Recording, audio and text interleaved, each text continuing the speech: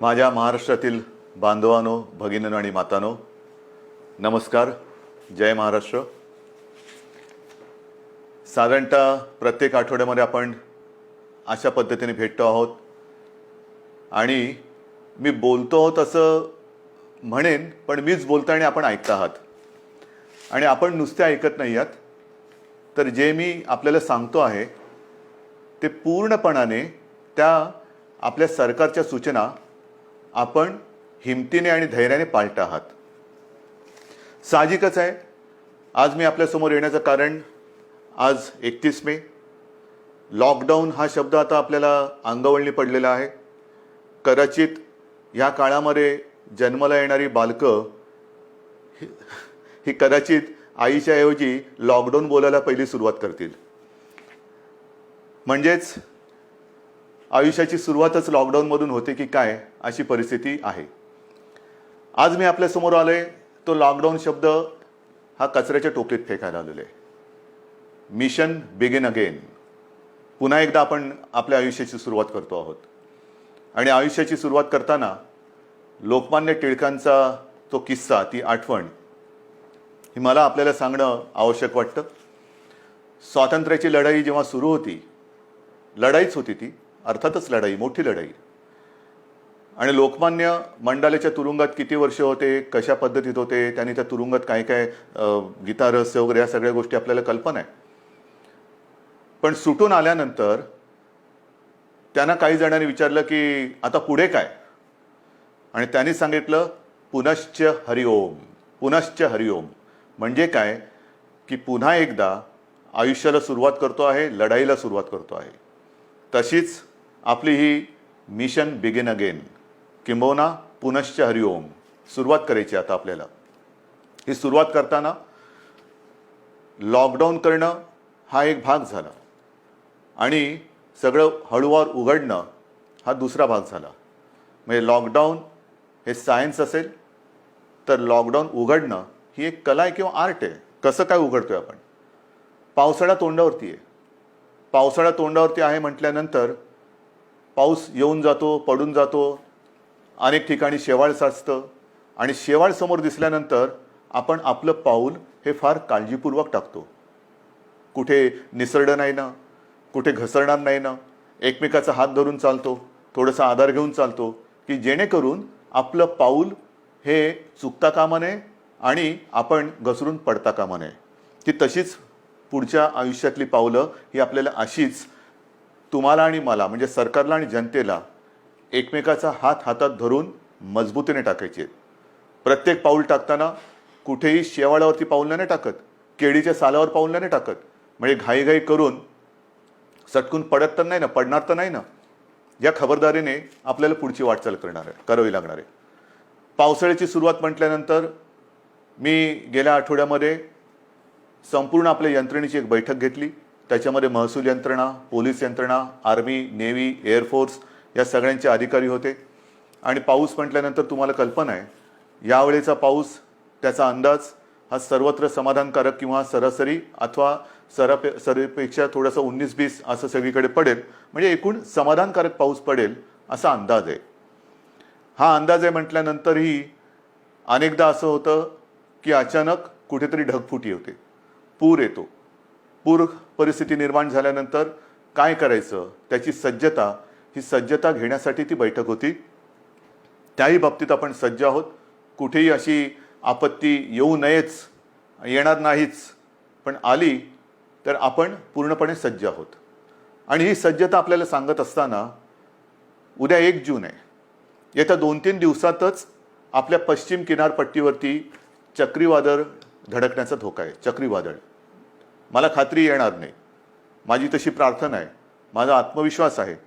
आणि चक्रीवादळ आपल्या पश्चिम किनाऱ्यावरती येणार नाही ही खात्री जरी असली तरी देखील यंत्रणा मात्र आपली सज्ज ठेवलेली आहे. यंत्रणा सज्ज आहे. पश्चिम किनारपट्टी म्हणजे माझ्या सिंधुदुर्गापासून ते मुंबईपर्यंत आणि हा सगळा किनारपट्टा जो आहे, इथल्या सर्व लोकांना मी सांगतो आहे की आपण सुद्धा सज्ज राहा. असंही आतापर्यंत आपण घराबाहेर पडलेलो नाहीच आहोत, पण खास करून माझ्या मच्छीमार बांधवांना सांगतोय की तुम्ही येत्या एक 4-5 दिवसात समुद्रात जाऊ नका. कारण ते वादळ घोंगावत आहे, कुठे जाईल कसं जाईल दिशा अजून ठरलेली नाही आहे. आपल्या दिशेने येत आहे, ती दिशा बदलून ते दुसरीकडे जाऊही शकेल आणि ते जाईलही नक्की. पण आपण मात्र सज्ज राहिलं पाहिजे. आणि ही खात्री बाळगल्यानंतर, खात्री एक सज्जता आपली घेतल्यानंतर, दाखवल्यानंतर पुनश्च हरिओम म्हणजे काय, कारण केंद्र सरकारने त्यांची सूचनावली दिलेली आहे, काय काय करायचं काय करायचं नाही आणि कुठे कुठे कसं कसं काय काय आहे. पहिल्या प्रथम मी आपल्याला सांगू इच्छितो की कोरोनासोबत जगायला शिका, कोरोनाचा मुकाबला करता करता जगायला शिका. हे आत्तापर्यंत आपल्याला सगळ्यांना सल्ले देण्यात आलेले, सगळ्यांकडनं मी पण ऐकतोय, आपणही ऐकताय. पण हे ऐकताना जे मी यापूर्वी आपल्याला सांगितलेलं आहे की बाहेर पडताना तोंडावरती मास्क हा अनिवार्य आहेच, नक्कीच आहे. तोंडावरती मास्क लावणं अत्यंत अत्यंत गरजेचं आहे. हात सतत धुत राहणं हे फार महत्त्वाचं आहे. उगाच इकडे तिकडे जाताना कारण नसताना कुठेही हात लागला आणि कंटाळा आला म्हणून मास्क काढला आणि तोंडावरती हात फिरवला, डोळ्याला हात लागला, तोंडाला हात लागला, मग 24 तास तुम्ही मास्क लावला आणि 5 सेकंद मास्क काढून तो हात न धुता तुम्ही तोंडाला लावला तर 24 तास मास्क लावण्याचा काही परिणाम होणार नाही. तुम्हाला संसर्गापासून जर का जपायचं असेल तर नुसतं मास्क लावणं नाही, तर कुठेही हात लावल्यानंतर किंबहुना तोंडाला हात लावू नका, चेहऱ्याला हात लावू नका. हा पहिला नियम, हा पुढचे काही काळ किंबहुना पुढच्या आयुष्यात आपल्याला अत्यंत काटेकोरपणाने पाळावंच लागणार आहे. बाहेर पडताना सुद्धा आपण टप्प्याटप्प्याने पडतो आहोत. अनेक जणांना घाई झालेली आहे, मला कल्पना आहे. आता काय झालं ना, आता उघडा ना, उघडतो ना, हळूहळू करू ना आपण सगळ्या काही गोष्टी. ह्या सगळ्या गोष्टी इतर देश काय करतायत? काही देशांनी लॉकडाऊन केलाच नव्हता, टाळेबंदी केलीच नव्हती. त्यांची काय स्थिती आहे तेही आपण बघतो आहोत. काही जणांनी लॉकडाऊन केला, तो उठवल्यानंतर तिकडे काय परिस्थिती निर्माण झाली तेही आपण बघतो आहोत. कालच मी एक बातमी पाहिली की एका देशाने शाळा सुरू केल्या आणि त्या पुन्हा बंद करावं लागल्या. म्हणजे थोडीशी उघडझाप ही सगळीकडे चाललेली आहे. मला असं वाटतं आपण उघडझाप नाही करायची. आपण एकदा जी गोष्ट आपण चालू करू ती सुरूच ठेवायची. आणि तेवढी शिस्त, तेवढा संयम हा आता गेल्या 2 महिन्यात आपल्याकडे आलेला आहे. स्वयं शिस्त म्हणा किंवा एक जिद्द म्हणा, ही आपल्या अंगी आपण आणलेली आहे. जी गोष्ट आपण ज्याची सुरुवात करू ती पुन्हा बंद करण्यासाठी नाही, अजिबात नाही. आणि म्हणून मला असं वाटतं की हा एक वादळाचा धोका आहे, तो किनारपट्टीला आहे. त्या किनारपट्टीमध्ये आपण दक्षता तर घेतोच आहोत, पण इतरत्र संपूर्ण महाराष्ट्रामध्ये 3 तारखेपासून आपण थोडेसे हातपाय हलवायला सुरू करूया. एक हातपाय हलवायला सुरू करूया. हातपाय हलवायला सुरुवात करायची म्हणजे काय करायचं, तर अनेक जण हे सकाळी फिरायला जातात, चालायला जातात, संध्याकाळी जातात. काही माझी तरुण युवक मुलं ही व्यायाम करतात, आउटडोअर व्यायाम. आउटडोअर अजूनही जिम, स्पा ह्यांना आपण चालू करायला परवानगी दिलेली नाही. जिथे गर्दी होऊ शकेल त्या गर्दीला परवानगी अजूनही दिलेली नाही. कोणत्याही सभा समारंभ आणि एकत्रित येण्याला परवानगी नाही. आणि म्हणून मी आपल्याला सांगतोय की बाहेर फिरताना सुद्धा आपण अंतर ठेवून फिरायचं आहे. एकमेकापासून जेवढं अंतर ठेवू ते अंतरच आपल्याला ह्या कोरोनापासून अंतर ठेवायला मदत करणार आहे. त्याच्यामुळे बाहेर पडल्यानंतर अनेक दिवसानंतर आपले आप्तेष्ट भेटतील, मित्रमंडळी भेटलीच पाहिजेत. नाही भेटून चालणार कसं, भेटलीच पाहिजेत. पण भेटल्यानंतर एका अंतरावरनं आपण त्याच्याशी हाय हॅलो करा, नमस्कार वगैरे करा. जास्त गप्पा टप्पामध्ये एकत्रित येऊन रंगून जाऊ नका, दंगून जाऊ नका, कारण अजूनही ती वेळ आलेली नाही. ही आता पहिल्यांदा आपण एक ट्रायल घेतो आहोत. 3 तारखेपासून याची सुरुवात करतो आहोत. 5 तारखेपासून आपण असा एक निर्णय घेतोय की आजपर्यंत सगळे व्यवहार आपले ठप्प होते, सगळी दुकानं आपली ही आपण बंद ठेवली होती. आता आपण काय करतोय, शहरं जी आहेत, लहान मोठी शहरं आहेत, तिकडे रस्त्याच्या दुतर्फा असलेली जी दुकानं आहेत, म्हणजे याही बाजूला दुकानं आहेत, याही बाजूला दुकानं आहेत, आपण 5 तारखेपासून सुरुवातीला एका बाजूची दुकानं उघडायची, मग ती एकदा झाल्यानंतर ह्या बाजूची, असं अल्टरनेट एक करत अंदाज घेणार की कशा पद्धतीने आपण सुद्धा ही सवय अंगी बांधवून कसं काम करत आहात. गर्दी अजिबात करायची नाही, कारण यापूर्वी सुद्धा आपण थोडे प्रयोग केले. ही जी झुंबड उडाली, नाईलाजाने आपल्याला ते बंद करावं लागलं. यापुढे ह्या गोष्टी होता कामा नयेत. ह्या गोष्टी टाळूनच आपण जे सुरू करू ते सतत आणि कायमचं सुरूच ठेवू. एक वेगळा आदर्श महाराष्ट्रापासून देशाने आणि जगाला घेतला पाहिजे की बघा महाराष्ट्र किती शिस्तबद्ध आहे. किती शिस्तबद्ध आहे. याने एकदा सुरू केलं, कदाचित इतरत्र ते बंद झालं असेल, पण महाराष्ट्राने नाही बंद होऊ दिलं. एवढा विश्वास माझा तुमच्यावरती आहे. तर एक 5 तारखेपासून दुकान आपण चालू करू आणि नंतर पुढचा जो रविवार आहे आपलं सोमवार आहे तो 8 तारीख आहे. या 8 तारखेपासून आपण आपले कार्यालय सुरू करतो आहोत. कार्यालय सुरू करतो. तुम्हाला मी मंत्रालयाचं उदाहरण दिलं. सुरुवातीला मंत्रालय सगळं बंद करत असताना 50%, 25%, 5%, मध्ये एक काळ तर असा आला की 100% बंद करावं लागलं. मग हळूहळू पुन्हा 5%वर आणलं. आता आपण आपली ऑफिसेस जे आहेत त्या ऑफिसेसमध्ये आपल्या कर्मचाऱ्यांची संख्या ही साधारणतः 10% उपस्थितीवरून सुरू करू. एक 10% उपस्थितीने सुरू करू. त्याला काय आपल्याला अनुभव येतोय? केसेस वाढत आहेत का? कारण आत्ता आपण या काळामध्ये जे सुरू करतो आहोत तो खास करून आपला, मी मागेही आपल्याला सांगितलं होतं, कुठेतरी ज्याला आपण पीक म्हणतो म्हणजे सर्वोच्च बिंदू, त्याच्या एकतर जवळ जातो आहोत किंवा त्याच्यावरती आलेलो आहोत. ज्या केसेस वाढत आहेत, ज्या पद्धतीने त्या वाढलेल्या आहेत त्या बघितल्यानंतर आपण या पीकच्या जवळ किंवा त्या पीकवरती आहोत, म्हणजे त्या टिपेला पोचतो आहोत आपण किंवा पोचलेलो आहोत.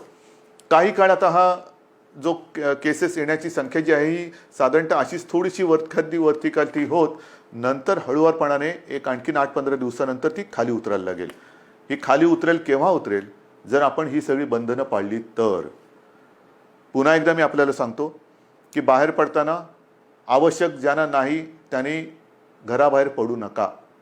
विशेषतः जे आपले ज्येष्ठ नागरिक आहेत आणि ज्यांना खास करून मधुमेह, रक्तदाब, इतर काही व्याधी किंवा दुर्दैवाने आजार किंवा काही विकार असतील त्यांनी घराबाहेर पडू नये. कारण हा जो विषाणू आहे तो ह्या पद्धतीच्या ह्या वयोगटाच्या आणि या वर्गातल्या नागरिकांवरती फार घातक परिणाम करतोय. ज्या ज्या काही गोष्टी आपण बघतो आहोत गंभीर गंभीर गंभीर म्हणतोय त्याच्यामध्ये ह्या वर्गातली लोक म्हणजे ज्याला हाय रिस्क ग्रुप ज्याला म्हणतो आपण त्या वर्गातली लोक किंवा नागरिक हे त्याला जास्त त्याचा प्रादुर्भाव हा अतिशय गंभीरतेने होतोय, घातक ठरतोय तो. म्हणून साधारणतः 55 ते 60च्या वरच्या नागरिकांनी आणि ज्यांना या काही विकार किंवा काही आजार आहेत त्यांनी घराबाहेर पडता कामा नये. हे जरी घरात राहिले तरी मग प्रश्न येतो जे घराबाहेर पडणार आहेत साधारणतः मध्यमवयीन किंवा युवा, त्यांनी घराबाहेर पडल्यानंतर घरात गेल्यानंतर आपल्याला ज्येष्ठ आपले माता पिता आहेत, आई वडील आहेत, आजी आजोबा असतील, आणखीन कोणी ज्येष्ठ आपले नातेवाईक असतील, त्यांना आपल्याकडनं अनावधानाने सुद्धा हा संसर्ग होऊ द्यायचा नाही आहे. त्यानंतर ते घरात राहणार आहेत, आपण घराबाहेर जाणार, फिरणार आणि व्हायरस घेऊन घरात येणार. तर कृपा करून आपल्याकडनं अनावधानाने सुद्धा हा संसर्ग आपल्या वडीलधाऱ्यांना होणार नाही याची काळजी घ्या. घरात आल्याबरोबर आपले कपडे म्हणा किंवा आपण स्वच्छ हातपाय धुवून आंघोळ करून आणि एक अंतर ठेवून त्यांच्यासोबत राहिलं पाहिजे. कोणालाही कुठलंही लक्षण आढळलं, कारण याची लक्षणंसुद्धा मी आपल्याला सांगितलेली आहेत. सर्दी खोकला, कारण आता पावसाळा आलेला आहे, पावसाळा आला, सर्दी खोकला ताप, थोडंसं थकवा, तोंडाची चव जाणं, नाकाचा वास जाणं, ही जी काही अशी लक्षणं आहेत ही लक्षणं आढळली तर ताबडतोब आपल्या डॉक्टरना किंवा दवाखान्यात तिकडे तुम्ही जायला पाहिजे. लक्षणं वेळेत ओळखून जर आपण उपचार सुरू केले तर बरे होणाऱ्यांची संख्यासुद्धा खूप आहे, मोठी आहे संख्या. म्हणजे ती संख्या जर का मी तुम्हाला सांगितली तर एक दिलासादायक नक्कीच ती संख्या आहे. आत्तापर्यंत आज महाराष्ट्रामध्ये केसेस किती आहेत? महाराष्ट्राचा विचार केला तर साधारणतः 65,000 केसेस आहेत. 65,000 केसेस. पण या 65,000 केसेस कशा आहेत? ह्या आपला पहिला रुग्णसुद्धा याच्यात धरला जातोय. म्हणजे हे गेल्या वेळेला मी आपल्याला सांगितलं होतं की सुरुवातीला ज्याच्यामुळे कळलं की कोरोना आपल्या शहरामध्ये किंवा आपल्या राज्यामध्ये आलेला आहे तो रुग्ण आज बरा होऊन घरी पण गेला, कधीच गेला, पण तरीसुद्धा तो पहिला रुग्ण ह्या 65,000 धरला जातो. हे चूक आहे, ही चूक आहे. आणि तसं जर बघितलं तर आत्तापर्यंत 65,000मधून 28,000च्या आसपास हे रुग्ण बरे होऊन खडखडीत बरे होऊन घरीसुद्धा गेलेले आहेत. 28,000च्या आसपास. काही दुर्दैवाने जे काय मृत्यू घडले तोही आकडा आहे. पण ह्या आता जे आपल्याकडे रुग्ण ज्यांना म्हणतो म्हणजे ॲक्टिव्ह केसेस जे पॉझिटिव्ह आहेत त्याच्यामध्ये आजचा आकडा आहे साधारणतः 34,000 आहे. या 34,000मध्ये साधारणतः 24,000 रुग्ण हे असे आहेत की त्यांना कोणतीही लक्षणं नाहीत, त्यांना कोणत्याही औषधोपचाराची आज गरज नाही, ते आपल्या क्वारंटाईनमध्ये आहेत, काही पॉझिटिव्ह असल्यामुळे आयसोलेशनमध्ये आहेत. पण या 24,000मध्ये सुद्धा साधारणतः मध्यम ते थोडी तीव्र अशा लक्षणाचे आपल्याकडे साधारणतः 9,500 आहेत. म्हणजे महाराष्ट्राची परिस्थिती हाताबाहेर गेली, मुंबईमध्ये सगळी वातात लागलेली आहे, लष्कराला बोलवा, राष्ट्रपती राजवट लावा. त्यांना म्हणे हे आकडे बघा, हे आकडे बघा ना, हे आकडे बोलके आहेत. हे का आपण करू शकलो? 9,500 यांना साधारणतः मध्यम ते तीव्र लक्षणं आहेत आणि त्याच्यापैकी साधारणतः 1200 जण मात्र हे थोडे गंभीर आहेत. त्याच्यापैकी 200 जण हे व्हेंटिलेटरवरती आहेत. म्हणजे 65,000 जो आकडा आपण ऐकतो आहोत आणि बापरे महाराष्ट्रामध्ये काय चाललंय, मुंबईमध्ये काय चाललंय, काय सरकार काय काम करते की नाही आहे, तर 65,000 आकड्यामध्ये 28,000 घरी गेलेले आहेत आणि अतिगंभीर जर म्हटले तर 200 रुग्ण हे व्हेंटिलेटरवरती आहेत. आता व्हेंटिलेटरवरती सुद्धा जे आहेत यापैकी सुद्धा काही जण हे म्हणजे आत्ताचे नाहीत, आत्तापर्यंतच्या 65,000 मी बोलतोय, यापैकी काही जण व्हेंटिलेटरवरनं सुद्धा व्यवस्थित बरे होऊन घरी गेलेले आहेत. ही वस्तुस्थिती आहे. आणि म्हणून मला आजही असं वाटतं की जे काही आपल्याबद्दलचं एक चित्र किंवा महाराष्ट्राला बदनाम करण्याचं कारस्थान दुर्दैवाने काही आपली म्हणणारी माणसं करतात तेव्हा दुःख होतं. पण हे जरी खरं असलं तरी एका गोष्टीचं मला नक्कीच समाधान आहे की आपला विश्वास जो सरकारवरती आहे त्याच्यामुळेच सरकार हे काम करू शकतोय. आता जसं मी तुम्हाला दुकानांचं सांगितलं, मैदानाचं सांगितलं, ऑफिसेस सांगितलं, तसंच पुढच्या रविवारपासून आपण वृत्तपत्रसुद्धा घरपोच द्यायला परवानगी देतो आहोत. कारण आपली वृत्तपत्र वाचण्याची सवयच गेली. वृत्तपत्र वाचण्याची सवय गेली कारण सकाळ होते तीच आपली पेपर आणि चहापासून. तर पुढच्या रविवारपासून वृत्तपत्रांसुद्धा घरपोच पोचवण्याची आपण परवानगी देत आहे. पण ही परवानगी देताना एक गोष्ट मात्र दक्षता घ्यावी लागणार. मी वृत्तपत्र विक्रेत्यांशी बोललेलो आहे आणि त्यांना मी सांगितलं की वृत्तपत्र विक्रेते जी आपली मुलं आहेत ती सुद्धा मुलं आहेत. त्यांना सुद्धा आपण काळजी घेतली पाहिजे, त्यांची काळजी घेतली पाहिजे. त्यांना देखील आपल्याला मास्क द्यावा लागणार, त्यांना एक हँड सॅनिटायझरची बाटली द्यावी लागणार. वेळोवेळी त्या मुलांनी सुद्धा आपले हात हे धुत राहिले पाहिजेत, तोंडावरती मास्क हा कायम ठेवला पाहिजे वृत्तपत्र वितरण करताना. आणि अशा पद्धतीने वृत्तपत्रसुद्धा वितरण करण्याची परवानगी आपण पुढच्या रविवारपासून देत आहोत. मैदानाची परवानगी मी तुम्हाला सांगितलेली आहे.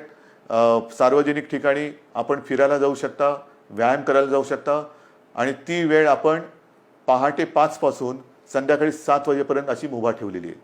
पहाटे 5 म्हणजे ज्यांना आपण मॉर्निंग वॉक जो म्हणतो, ज्यांची सवय आहे लवकर उठून फिरायला जायचं, आपण पुन्हा एकदा सकाळी 5 वाजल्यापासून पहाटे 5 वाजल्यापासून संध्याकाळी 7 वाजेपर्यंत या सगळ्या सार्वजनिक स्थळांचा म्हणजे मैदानं असतील, सी फेस आहे आपला, इतर ग्रामीण भागातल्या काही गोष्टी असतील, तलाव आहेत, कुठेही इकडे या पहाटे 5 ते संध्याकाळी 7 वाजेपर्यंत आपण निश्चित निसर्गाच्या सान्निध्यात जाऊ शकता, फिरू शकता, मैदानी व्यायाम करू शकता. पण हे व्यायाम करताना आरोग्य कमावण्यासाठी म्हणून त्याचा उपयोग करा. एकत्रित येऊन जे आरोग्य आपलं आहे ते बिघडून देऊ नका. अंतर हे ठेवलंच पाहिजे, हे मी पुन्हा पुन्हा सांगतोय.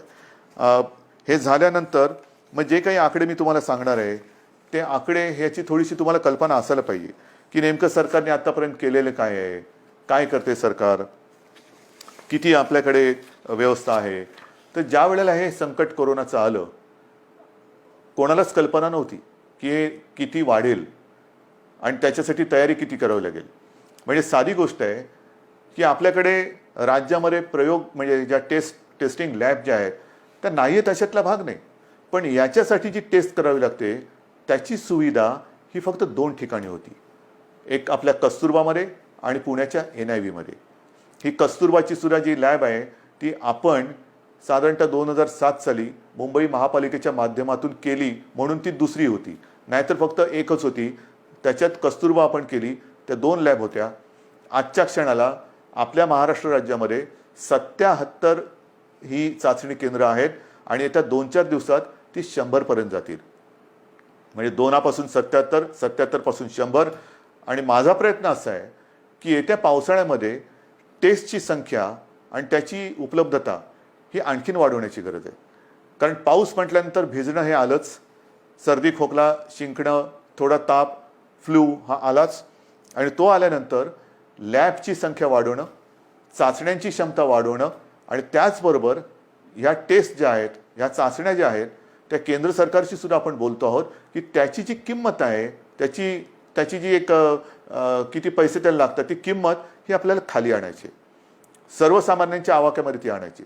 सरकारकडनं तर आपण मोफत करतोच आहोत, पण ज्याला कोणाला असं वाटलं की मला थोडंसं अस्वस्थ वाटते, मला टेस्ट करून घ्यायची आहे, तर त्यांनी ती टेस्ट करून घेण्यासाठी त्याला त्याच्या गावात, त्याच्या शहरात, त्याच्या घराच्या आजूबाजूला जास्त लांब न जाता कुठे आपण किती प्रमाणात उपलब्ध करून देऊ शकतो ते सुद्धा आपल्याला करायचं आहे. तर ही एक लॅबची संख्या आपण वाढवलेली आहे, आणखीन वाढवतो आहोत. मग अनेकदा अशी तक्रार येते की रुग्णाला बेडच मिळत नाही आहे. दुर्दैवाने थोड्याफार प्रमाणात ही तक्रार खरी आहे आणि ती तक्रार एक सुद्धा असता कामा नये ह्याच्याकडे सरकारचं लक्ष आहे. पण त्याच्याकडे जर का आपण बघितलं तर जे मी आपल्याला सांगितलं की आपल्याकडे ह्या लॅबची संख्या ही 2 होती, 2ची 77 आणि 77ची आता आपण 100 आणि पुढच्या काळात 100हून अधिक करतो. तसं आपल्या राज्यात इन्फेक्शनसाठी जी हॉस्पिटल्स होती ती फक्त 3 होती. आयसोलेशन सुविधा ज्याच्यात असतील अशी 3 होती. आता ती जवळपास 2576, 2500च्या आसपास आपण केलेले आहेत. म्हणजे 3पासून 2500. बेड्स किती होते? बेड्स साधारणतः 400च्या आसपास होते आयसोलेशन. ते आता 2.5 लाखाच्या वर महाराष्ट्रामध्ये झालेले आहेत. महाराष्ट्रात 2.5 लाखाच्या वर. त्याच्यामध्ये साधारणतः 25,000 बेड्स हे ऑक्सिजनची सुविधा देऊ शकतील असे आहेत. कारण आपल्याला मी जे सांगितलं की आत्तापर्यंत जे रुग्ण आपले हॉस्पिटलमध्ये उपचार घेत आहेत त्यांच्यापैकी 200 जण व्हेंटिलेटरवर आहेत. म्हणजे व्हेंटिलेटर फार थोड्या जणांना लागत आहेत, कोणालाही लागूच नाहीत, पण फार थोड्या जणांना लागत आहेत. जास्तीत जास्त रुग्णांना ऑक्सिजन लागतोय. ऑक्सिजनची सुविधा देणारे बेड्स हे आपण मोठ्या प्रमाणावरती तयार केलेले आहेत, आणखीन सुद्धा करतो आहोत. ICU बेड्ससुद्धा सुरुवातीला 250 होते, ते साधारणतः 8,500च्या आसपास आपण नेलेले आहेत. म्हणजे एवढी सुविधा आपण करतो आहोत, एवढी मोठी सुविधा आपण केलेली आहे.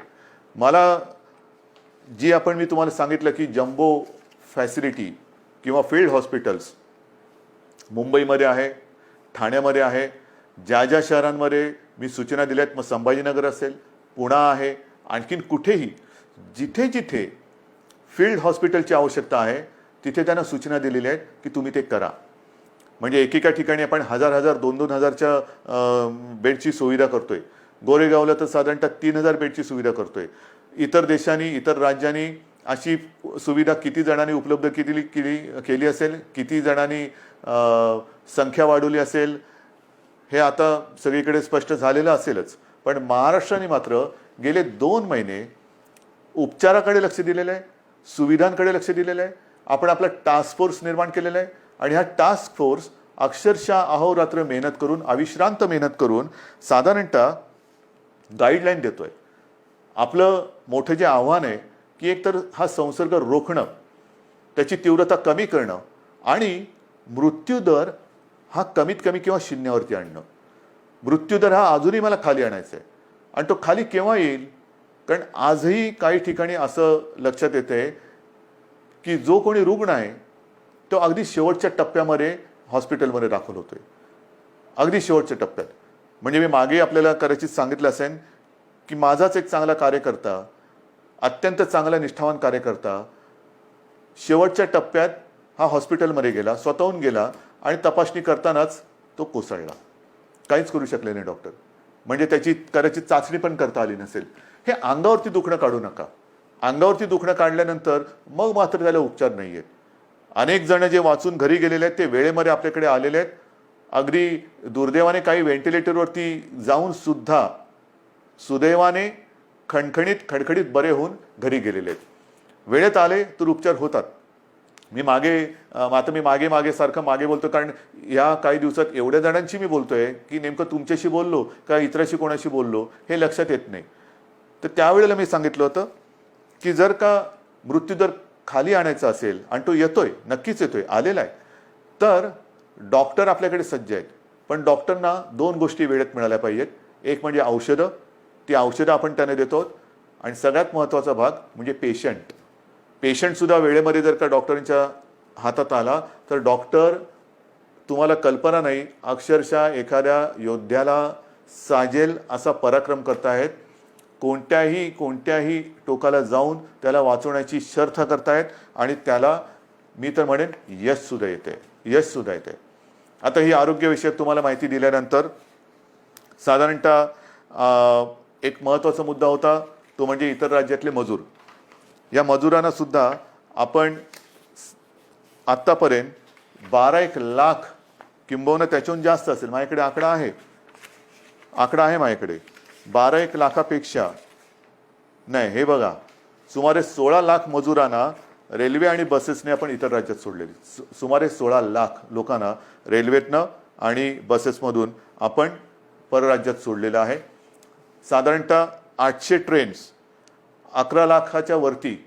मी आज पियुष गोयलला धन्यवाद देतोय, कारण गेल्या वेळेला बोलले तर थोडंसं त्यांना राग आला होता. पण पियुषजी, आज मी तुम्हाला धन्यवाद देतोय, मुद्दामून धन्यवाद देतोय, कारण आपण त्यावेळेला ते मनावर घेतलं आणि खरंच तुम्ही ट्रेन्स उपलब्ध करून दिल्या. त्याच्यामुळे साधारणतः 11 लाखाच्या वरती, 11.5 लाखाच्या आसपास मजुरांना आपण त्यांच्या गावात, त्यांच्या राज्यात जाऊ दिले. एस टीने आपल्याला साधारणतः 42,000पेक्षा 42,500 एस टी बसेसद्वारे आपण 5.25 लाख मजुरांना राज्याच्या सीमेपर्यंत सोडलेले आहे. आणि याच्यावरती आपण आत्तापर्यंत मुख्यमंत्री सहायता निधीतून जवळपास 85 ते 90 कोटी रुपये खर्च केलेले आहेत. 85 ते 90 कोटी रुपये. साधारणतः 22 पेक्षा जास्त फ्लाईट्सद्वारे 3,000पेक्षा जास्त नागरिक आपण महाराष्ट्रात आणलेले आहेत. 7 जूनपर्यंत आणखीन काही फ्लाईट्स येत आहेत. तर अशी ही सुरुवात होते. शिवभोजन थाळीसुद्धा ही आजपर्यंत आपण 838 केंद्र राज्यात कार्यरत केलेली आहेत.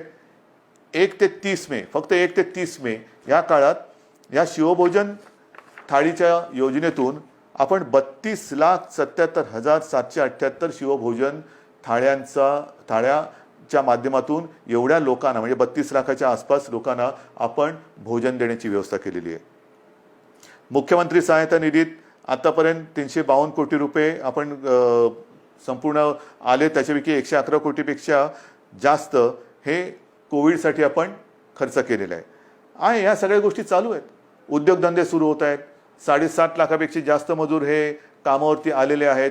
उद्योगांना तर आपण परवानगी दिलेली आहे. आणखीनही उद्योग आपण सुरू करतो आहोत.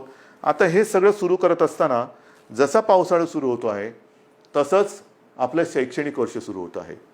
शाळा कशा सुरू करायच्या, कॉलेजेस कशी सुरू करायची, विशेषतः विद्यापीठांच्या परीक्षांचं काय करायचं, अंतिम वर्षाची परीक्षा घ्यायची नाही घ्यायची, कधी घ्यायची, सगळ्याचा विचार सुरू आहे. पहिल्यांदी कॉलेजच्या विद्यापीठाच्या अंतिम वर्षाच्या परीक्षेबद्दल मी बोलतो. कालसुद्धा मी त्याच्याबद्दल कुलगुरूंची एक बैठक घेतली. विभागवार सगळ्या कुलगुरूंची मतं मी आजमावून घेतली. सगळ्यांचं मत एक आहे, परीक्षा घ्यायची असेल तर तातडीने परीक्षा घेण्यासारखी आजची परिस्थिती नाही आहे. कारण ते कुलगुरू जरी असले, मी मुख्यमंत्री जरी असलो, तरी आमच्यातला पालक हा आजही जिवंत आहे. अनेक पालकांची एक चिंता आहे की कोविड सगळीकडे, कारण थोडाफार आता आपल्या राज्यामध्ये सुद्धा तो हळूवार पसरलेला आहे. आटोक्यात तर नक्की आणू आपण, पण तो पसरत असताना आमच्या मुलांना आम्ही परीक्षेला पाठवावं का? काही लाख विद्यार्थी हे परीक्षेसाठी एकत्र येणार, किती अंतर ठेवणार, पेपर कसे वाटणार, पेपर तपासणार कसे, मग काय करायचं? म्हणून आपण सगळ्यांनी मिळून एक असा तोडगा काढलेला आहे की अंतिम वर्षाच्या ज्या परीक्षा आहेत त्या परीक्षा घेण्यापूर्वी एक असा मुद्दा आला, आणि मला असं वाटतं तो बरोबर आहे. आपण एक निर्णय असा घेतलेला आहे की साधारणतः जेवढे सेमिस्टर झालेले आहेत त्यांची सरासरी काढून त्या विद्यार्थ्यांना मार्क्स द्यायचे आणि त्या विद्यार्थ्यांना तसं पास करायचं. कारण साधारणतः गेले किती सेमिस्टर झाले असतील, किती वर्षाचे झालेत, ते एक सरासरी काढली तर आपण त्या सरासरीचा विचार करू शकतो आणि ते ॲग्रिगेट करून त्यांना पास करायचं, की जेणेकरून त्यांचं आयुष्य थांबणार नाही. परीक्षा कधी घेणार? जूनमध्ये घेऊ शकतोय? नाही. जुलैमध्ये घेता येईल? सांगता येत नाही. ऑगस्टमध्ये येईल? कल्पना नाही. मग कधी घेणार आपण परीक्षा? मग तोपर्यंत विद्यार्थ्यांनी करायचं काय? नुसतं ताटकळून राहायचं, लोंबकळत राहायचं? अजिबात नाही. शिक्षणाचा खेळखंडोबा हा होऊ द्यायचा नाही. ज्या मुलांनी अंतिम परीक्षेपर्यंत आपला अभ्यासक्रम पूर्ण केलेला आहे, केवळ आत्ता परीक्षा घेऊ शकत नाही म्हणून त्या कॉलेजच्या उंबरठ्यावरती त्यांनी जर का त्यांना अडून ठेवलं तर तो उंबरठा पार करून ते आपल्या जगामध्ये प्रवेश कधी करणार, ते पाऊल कधी टाकणार. म्हणून आपण असं ठरवलेलं आहे की या विद्यार्थ्यांना जेवढे सेमिस्टर झालेत त्याची सरासरी करून मार्क्स देऊन पास करायचं. आणि पास केल्यानंतर जर का कोणाला असं वाटत असेल की ठीक आहे रे, पण मला अजूनही मी मार्क्स मिळवू शकत होतो, जर परीक्षा झाली असती ना तर मी आणखीन चांगले मार्क्स मिळवू शकलो असतो, ठीक आहे, तुम्हालाही आपण संधी देतो. साधारणतः एक अंदाज घेऊन ऑक्टोबर असेल, नोव्हेंबर असेल किंवा सप्टेंबर असेल, आपण बघूया. पण ज्यांना जर का वाटत असेल की मी परीक्षा पण मला द्यायची होती कारण मी अधिक मार्क कमवू शकत होतो, तर आपण त्यावेळेला परीक्षा घेऊन ज्यांना परीक्षेला बसून अधिक मार्क्स मिळवण्याची जर का त्यांची इच्छा असेल तर त्यांच्यासाठी सुद्धा परीक्षा घेण्याची आपण एक तयारी ठेवतो आहोत. तूर्त त्यांना आपण पुन्हा एकदा सांगतो, जेवढे सेमिस्टर झालेत ते ॲग्रिगेट करून त्यांना मार्क देऊन आपण त्यांना त्यांच्या आयुष्यामध्ये पाऊल टाकायला आपण संधी देत आहोत. ज्यांना परीक्षा द्यायची असेल त्यांच्यासाठी जेव्हा आपण घेऊ शकतो परीक्षा त्यावेळेला परीक्षेची सुद्धा सोय करतो आहोत. म्हणजे त्यांना एकदा या टेन्शनमधून आपण मोकळं करतो आहोत. मग राहता राहिला प्रश्न, अंतिम परीक्षा तुम्ही निर्णय दिलात, पहिलं वर्ष सुरू कसं करणार? पहिलं वर्ष सुरू करणार, पहिली कशी सुरू करणार? विद्यापीठ झालं, शाळेतल्या पहिलीची सुरुवात कशी करणार? कारण शैक्षणिक वर्ष सुरू होतंय. आज सुद्धा जसं कॉलेजच्या विद्यार्थ्यांचा जसा प्रश्न आहे, शाळेच्या विद्यार्थ्यांचा प्रश्न आहे. शाळा आपण सुरू करायच्या का? काही ठिकाणी तर शाळा आपल्याला नाईलाज म्हणून क्वारंटाईनसाठी वापरावं लागल्यात. त्या करता येतील, त्या सगळे ते क्वारंटाईनमधली व्यवस्था दुसरीकडे करून निर्जंतुकीकरण करून पुन्हा एकदा शाळा सुरू करू शकतो आपण. पण ह्या जर का शाळा सुरू केल्या तर मी सुरुवातीला जे आपल्याला सांगितलं, काही देशांमध्ये सुरू केलेल्या शाळा ह्या बंद कराव्या लागल्या. मला आता काही बंद नाही करायचे. आणि त्याच्यासाठी जसं मी आता लॉकडाऊन शब्द बाजूला ठेवून मिशन बिगिन अगेन किंवा पुनश्च हरिओम म्हणतो आहे, तसं शाळा कधी सुरू होणार पेक्षा शिक्षण कसं सुरू करायचं. शाळा हे एक माध्यम आहे. शाळेत सगळे विद्यार्थी येतात, शिक्षक त्यांच्या समोर असतात. आज देखील ग्रामीण भागामध्ये आपल्याला ऑनलाईन शिक्षण याची सुविधा आपण देऊ शकत नाही आहोत. मग काही जणांनी आजच दुपारी मी मोठ्या शिक्षण तज्ज्ञांची एक बैठक घेतली. अनेक जणांनी हे सगळे पर्याय सांगितले की आमच्याकडे शाळा सुरू करू शकतो कारण ग्रामीण भागामध्ये आम्ही हे करू शकतो. काही जणांनी सांगितलं शाळेमध्ये सुद्धा एक दिवसाआड शाळा सुरू करायची का? काही जणांनी सांगितलं आम्ही ऑनलाईन शिक्षण तर आधी सुरू केलेलंच आहे. मी त्यांना असंच म्हटलं की शाळा सुरू करण्यापेक्षा शिक्षण सुरू करायचं आहे. जर आपल्याला ग्रीन झोनमध्ये किंवा जिथे प्रादुर्भाव नसेल, अत्यंत सुरक्षित सगळं अंतर वगैरे ठेवून ग्रामीण भागात शाळा सुरू करू शकत असू, तिकडे पूर्ण खबरदारी घेऊन आपण शाळा सुरू करू शकतो का? ही शक्यता मला काही दिवसात सांगा. शहरांमध्ये ऑनलाईन शिक्षण हे कसं सुरू करायचं त्याच्यावरती आपण विचार सुरू केलेला आहे. ऑनलाईनमध्ये मग काही मोबाईल कंपन्यांशी आपण बोलू की काही डेटा तुम्ही कसा देऊ शकता आम्हाला, टी व्हीद्वारे कसं आपण देऊ शकतो, रेडिओच्या माध्यमातून कसं करू शकतो, ई लर्निंग म्हणजे SD कार्ड देऊन आपण कसं सुरू करू शकतो. लॅपटॉप किंवा टॅब, ज्यांच्याकडे लॅपटॉप आहेत त्यांच्याकडे टॅब आहेत, ज्यांच्याकडे काही फोन आहेत त्याच्यात SD कार्ड टाकून ई लर्निंगद्वारे सुरू करू शकतो का? आठवड्यातून शाळेमध्ये किती दिवस येऊ शकतो? शाळेचं निर्जंतुकीकरण वगैरे ती जबाबदारी सरकारची, त्याच्यात तुम्ही काळजी करू नका. स्वच्छता राखणे ही जबाबदारी सरकारची. पण खरंच शहरांमध्ये आपण शाळा सुरू करू शकतो का? आणि सुरू करू शकत नसू तर ऑनलाईन पद्धतीने शिक्षण आपल्याला सुरू करायला पाहिजे. थोडक्यामध्ये जिथे जिथे ऑनलाईनने आपण सुरू करू शकतो तिथे ऑनलाईनने शिक्षण सुरू करू. जिथे आपण शाळा सुरू करू शकत असू तिकडे शाळेतनं शिक्षण सुरू करू. जिथे आपल्याला वाटत असेल की समजा आपल्याला SD कार्ड देऊन आणखीन काय करून शिक्षण सुरू करायचं असेल तर तेही करू शकतोय. येत्या काही दिवसात त्याच्यावरती आपण ठोस निर्णय घेऊ.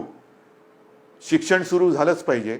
पण मला असं वाटतं की कोरोनाने आपल्याला नक्कीच काही काही गोष्टी शिकवलेल्या आहेत. तरुणांनी आपल्या स्वतःकडे बघायला हे नक्कीच शिकवलेलं आहे. स्वतःकडे पाहायला शिकवलं आहे, आपल्या कुटुंबाकडे पाहायला शिकवलेलं आहे, आपल्या मुलांकडे, मग शिक्षणाकडे, आरोग्याकडे. आजपर्यंत कदाचित आरोग्य असेल आणि शिक्षण असेल यांना तेवढं प्राधान्य दिलं गेलं नसेल कदाचित. पण मला असं वाटतं की पुढचं आयुष्य जगताना जर आपण जीवनावश्यक वस्तू आणि जीवनावश्यक काही गोष्टी ह्या अशा संकटाच्या काळातही बंद होऊ न देता चालू ठेवल्या, तसंच शिक्षणसुद्धा किती मोठं संकट आलं तरी देखील कसं सुरू ठेवता येईल त्याच्याकडे आता आपल्याला लक्ष देण्याची गरज आहे. आरोग्य सुविधासुद्धा मोठ्या प्रमाणात वाढवण्याची गरज आहे. जसं आपण इकडे विशेषतः मुंबईपासून सुरुवात केली आपण, field hospitals, Bandra Kurla complex असेल, वरळीचे एक्झिबिशन ग्राउंड आहे, तिकडे मोठी फील्ड किंवा जम्बो फॅसिलिटी म्हणून हॉस्पिटल्स उभारली. मी असं ठरवलेलं आहे, आपल्या सरकारने असं ठरवलेलं आहे की येत्या काळात आरोग्याला प्राधान्य द्यायचं, शिक्षणाला प्राधान्य द्यायचं. शहरांमध्ये म्हणजे ग्रामीण भागामध्ये सुद्धा, ग्रामीण भागातली छोटी मोठी शहरं आहेत त्या शहरांमध्ये त्या जिल्ह्यांच्या आवश्यकतेनुसार इन्फेक्शन हॉस्पिटल्स, जी इतर वेळेला तिकडे काही कार्यक्रम चालतील, जसं वरळीचं आपलं गोरेगावचं एक्झिबिशन ग्राउंड आहे, तिथे इतर काही कार्यक्रम चालतात. वरळीला डोम आहे, इतर वेळेला इतर काही कार्यक्रम चालतात. ते कार्यक्रम चालू ठेवायचे, पण हॉस्पिटलची सुविधा ही तिकडे सज्ज ठेवायची. जर गरज लागली तर तिथे 2 ते 3 दिवसात हॉस्पिटल उभारता आलं पाहिजे. उभारता म्हणजे सगळ्या सुविधा ज्या आहेत, म्हणजे बेड्स या सगळ्या पटपट मांडून हॉस्पिटल सुरू होईल. इतर वेळेला लग्नसराई असेल, प्रदर्शनं असतील, कृषीची प्रदर्शनं असतील, इतर काही कार्यक्रम असतील, सभा समारंभ असतील, त्याच्यासाठी ते वापरले जातील. पण आरोग्य सुविधा मात्र जेव्हा गरज लागेल तिथे कमीत कमी वेळेत त्या आपल्याला उपयोगात आणता येतील, अशा पद्धतीने राज्यभर आरोग्य सुविधासुद्धा आपण निर्माण करणार आहोत. एकूणच जे मी आपल्याला सुरुवातीला बोललो होतो की आपण खबरदारी घ्या, आम्ही जबाबदारी घेतो. आता खबरदारी आणि जबाबदारी दोन्ही एकत्र करण्याची वेळ आलेली आहे. जबाबदारी सरकारने घेतलेली आहे, खबरदारी आपण घेतलेली आहात. आता खबरदारी आणि जबाबदारी संपूर्ण वाट आपली ही असं समजा की निसरडी आहे. एकमेकाचा हात हातात धरून दोघांनाही कुठे धोका होणार नाही. म्हणजे सरकारला तसं नाही, सरकार तसं पडूच शकत नाही. तुम्ही सोबत असल्यानंतर तसं सरकार कोणी पाडू शकत नाही, मला सरकारची चिंता नाही आहे. पण आयुष्यात कुठेही आपल्याला घाईघाई करून घाईगर्दीने आपलं पाऊल चुकता कामा नये, पाऊल घसरता कामा नये. याची खबरदारी घेऊन जे करू ते ठामपणाने करू आणि जे करू ते पुन्हा बंद कधी करणार नाही, या आत्मविश्वासाने एक एक पाऊल पुढे टाकत जाऊ. Mission begin again. पुनश्च हरिओम. जय हिंद, जय महाराष्ट्र.